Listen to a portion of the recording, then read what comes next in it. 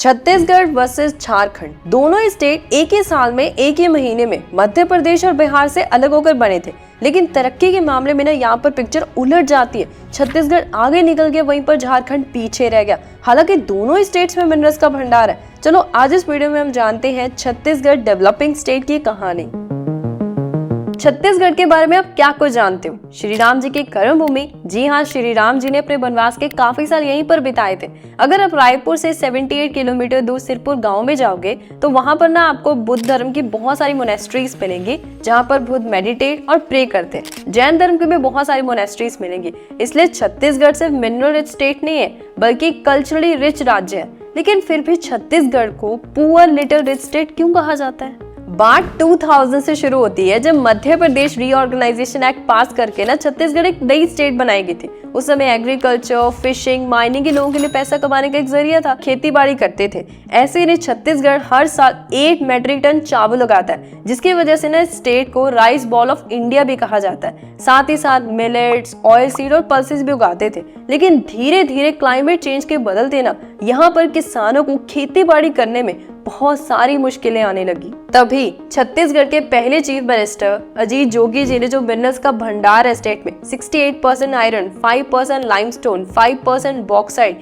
11% dolomite, 18% कोल और 35% टिनोर की कमान संभाली और पहली इंडस्ट्रियल पॉलिसी लेकर आए। अब बिलीव करोगे कि स्टेट की जीडीपी 2000 से 2005 तक 8% से ग्रो कर रही है। लेकिन फिर भी स्टेट के जो 40% लोग थे वो अभी भी पॉवर्टी लाइन के नीचे थे। इतना ही नहीं, स्टेट फाइनेंस कमीशन की रिपोर्ट के मुताबिक छत्तीसगढ़ की जीडीपी का 52% हिस्सा डेट पर था। वही डेट का बर्डन 2023 में पता कितना है? 17.90%। पॉवर्टी रेट 30% से सीधा 16.37% गिर चुकी है। पर कैपिटा इनकम स्टेट की 11% से ग्रो कर रही है। सोचने वाली बात है ना कि छत्तीसगढ़ में इतनी बड़ी ट्रांसफॉर्मेशन कैसे आई? बिलीव करोगे कि छत्तीसगढ़ में 2012 में भारत के सभी स्टेट्स के मुकाबले में सबसे ज्यादा पॉवर्टी रेट था। पर कैपिटा इनकम स्टेट की कुछ भी नहीं थी। आज वही छत्तीसगढ़ बिहार, राजस्थान, केरला को पीछे छोड़ते हुए महाराष्ट्र के बाद अपने फाइनेंसेस को ढंग से मैनेज करके फिस्कल हेल्दी स्टेट बन गया। पर कैपिटा इनकम स्टेट की 11% से बढ़ रही है। सोचने वाली बात है ना कि छत्तीसगढ़ और झारखंड मध्य प्रदेश और बिहार से एक ही साल में एक ही महीने में अलग हुए थे।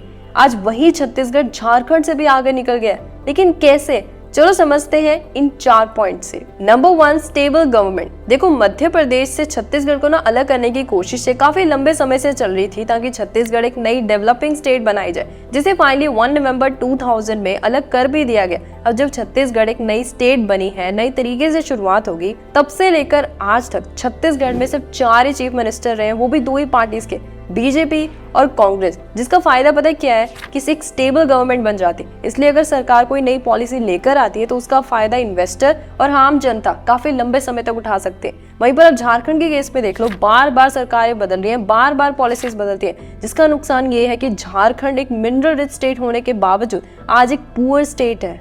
Number 2, investment in industrialisation. Chhattisgarh में हमें पता है मिनरल्स का भंडार है। कोल, टिनोल, लाइमस्टोन, डोलोमाइट, बॉक्साइट, जिनका इस्तेमाल एल्यूमिनियम, स्टील और सीमेंट बनाने के लिए होता है। इसलिए कंपनीज तो आएंगी, जिसकी वजह से ना जीत जोगी जी ने इंडस्ट्रियलाइजेशन को आगे बढ़ाने के लिए स्टेट मिनरल पॉलिसी लेकर आए। अब जब कंपनीज आएंगी, उन्हें लैंड खरीदना है, फाइनेंशियल असिस्टेंस चाहिए, लैंड सेटअप करना है। इसके लिए ना एजेंसी लेकर आए CSIDC, जो इस सारे कामों को ऑपरेट करेगी। Chhattisgarh state industrial development corporation limited, जिसकी वजह से ना सेल कंपनी ने अपना पहला भिलाई स्टील प्लांट यहाँ पर सेटअप किया। फिर उसके बाद जिंदल, अडानी, बहुत सारी कंपनीज यहाँ पर आके कोल माइंस को ऑपरेट करने लगी। लेकिन 2003 में कुछ ऐसा हुआ जिसने छत्तीसगढ़ की कोरबा डिस्ट्रिक्ट को पावर हब बना दिया। हुआ ऐसे कि जो छत्तीसगढ़ के बाद के चीफ मिनिस्टर थे डॉक्टर रमन सिंह जी, उन्होंने ना 24/7 आवर पावर फॉर ऑल एक प्रोजेक्ट शुरू किया, जिसका मकसद ये था कि हर एक गांव और हर एक सिटी में 24/7 आवर इलेक्ट्रिसिटी पहुंचे।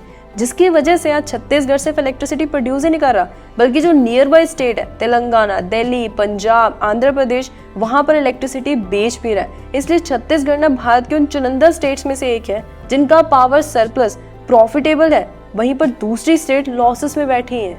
Number 3, building infrastructure. ये एक ऐसा पॉइंट है जिसके बिना कोई स्टेट क्या कोई कंट्री भी डेवलपमेंट नहीं ला सकती, क्योंकि इंफ्रास्ट्रक्चर के लिए ना 3 चीजों की जरूरत होती है, रोड, रेलवे और हाईवे, जिस पर ना छत्तीसगढ़ की सरकार ने पहले दिन से फोकस किया है। आप रेलवे नेटवर्क की बात कर लो, इंडियन रेलवेज को 1/6 रेवेन्यू सिर्फ छत्तीसगढ़ से आता है। हालांकि कुछ रिपोर्ट्स के अकॉर्डिंग छत्तीसगढ़ के नॉर्थ और साउथ हिस्से में अभी भी पैसेंजर सर्विसेज की कमी है। रोड नेटवर्क की बात कर लो, अभी रिसेंटली सेंटर ने 110 बिलियन रुपीज एलोकेट किए हैं 4 नेशनल हाईवे और रोड नेटवर्क को एक्सपैंड करने के लिए। इनफैक्ट छत्तीसगढ़ भारत की पहली स्टेट्स में से एक था जिन्होंने ड्राइविंग लाइसेंस के लिए साथी सिस्टम और व्हीकल रजिस्ट्रेशन के लिए वाहन सिस्टम को डिजिटलाइज करके अपनाया था।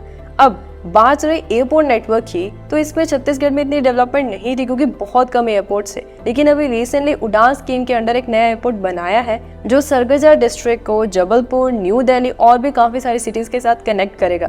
ऐसे नहीं स्टेट की जीडीपी हर साल 10% से ग्रो कर रही है। Number 4, diversification. बेशक छत्तीसगढ़ मिनरल्स का भंडार है, लेकिन सरकार सिर्फ अपनी इकोनॉमी को मिनरल्स पे डिपेंडेंट नहीं बनाना चाहती, इसलिए उन्होंने इस स्ट्रैटेजी का इस्तेमाल किया अपने आप को लॉजिस्टिक हब बनाने के लिए। पता है क्या है वो है इंडस्ट्रियल पॉलिसी, जिसके अंडर 2019 से सरकार medicine, automobile, robotic technology, artificial intelligence और टेक्सटाइल इंडस्ट्री को हाई प्रायोरिटी एरिया में डाला।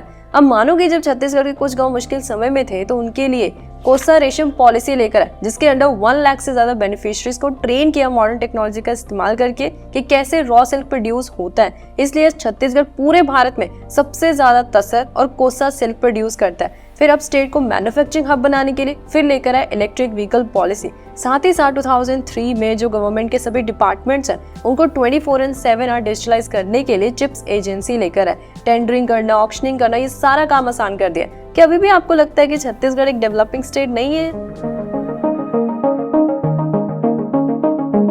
छत्तीसगढ़ बेशक आज भारत के 4th फास्टेस्ट ग्रोइंग स्टेट्स में से एक है, लेकिन यहाँ पर मेजर इश्यूज हैं जिन्हें जल्दी से जल्दी सॉल्व करना जरूरी है स्टेट की इकोनॉमिक और सोशल ग्रोथ के लिए। Number 1, stop Naxalism.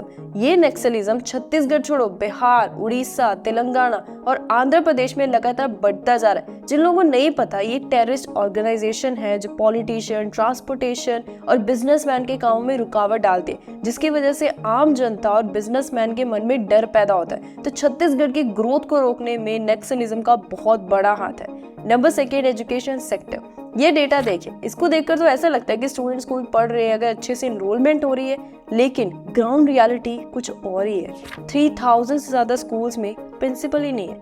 8000 से ज्यादा पोस्ट टीचर्स की वैकेंट पड़ी हुई हैं और लेक्चरर्स की 2524। 300 से ज्यादा स्कूल्स में टीचर ही नहीं है। 5000 से ज्यादा स्कूल्स में सिर्फ एक ही टीचर पढ़ा रहा है। अगर आपको लगता है कि ये डेटा झूठा है तो आप खुद स्टूडेंट्स की बात सुन लो। छोटे बच्चों को क्या हम शिक्षा की बुनियादी सुविधाओं से महरूम रख रहे हैं? ये सवाल इसीलिए क्योंकि जो तस्वीरें सामने आ रही हैं वो यही बयां कर रही हैं। आलम ये है कि कहीं स्कूलों में मास्टर जी नदारद हैं तो कहीं एक ही कक्षा में 8 कक्षाएं लगाई जा रही हैं। Number 3, ignoring community voices. Tribal community ने छत्तीसगढ़ की पॉपुलेशन का 30% हिस्सा है, जिन्हें हर साल इंडस्ट्रीज और पावर प्लांट सेटअप करने के लिए ना फोर्सफुली जगह से हटाया जाता है। जैसे उचपिंडा गांव में ना छत्तीसगढ़ के, वहां पर एक चेन्नई बेस्ड कंपनी ने पावर प्लांट सेटअप करना था। लोगों के साथ नेगोशिएट करके प्राइसेस सेट किए गए, लेकिन फिर भी जो कम्युनिटीज के लोगों को जितने लैंड का प्राइस ऑफर किया गया था उतना मिला ही नहीं। उन्होंने प्रोटेस्ट किया, इनफैक्ट पब्लिक हियरिंग तक हुई, लेकिन हुआ क्या? कुछ भी नहीं। इनफैक्ट सरकार के पास डेटा भी नहीं है कि हर साल कितने कम्युनिटी के लोगों को एक जगह से दूसरी जगह पर रीलोकेट होना पड़ता है। इसका कारण पता क्या है? कि सरकार और कम्युनिटीज के बीच में बहुत बड़ा कम्युनिकेशन गैप है। बेशक अभी सरकार ने 1000 करोड़ वर्थ ट्राइबल कम्युनिटीज जो छत्तीसगढ़ के बस्तर और सरगुजा एरियाज में रहती है उनकी डेवलपमेंट के लिए प्रोजेक्ट अनाउंस किए, लेकिन अब देखने वाली बात है कि क्या अब जाकर सरकार कम्युनिटीज के साथ कम्युनिकेशन गैप को कम कर पाएगी। और क्या क्या प्रॉब्लम्स है छत्तीसगढ़ में, मुझे कमेंट्स में ज़रूर बताना। तो आज इस वीडियो में इतना ही। सोर्सेज का लिंक आप सब लोगों को डिस्क्रिप्शन बॉक्स में मिल जाएगा। Till then thank you, bye bye.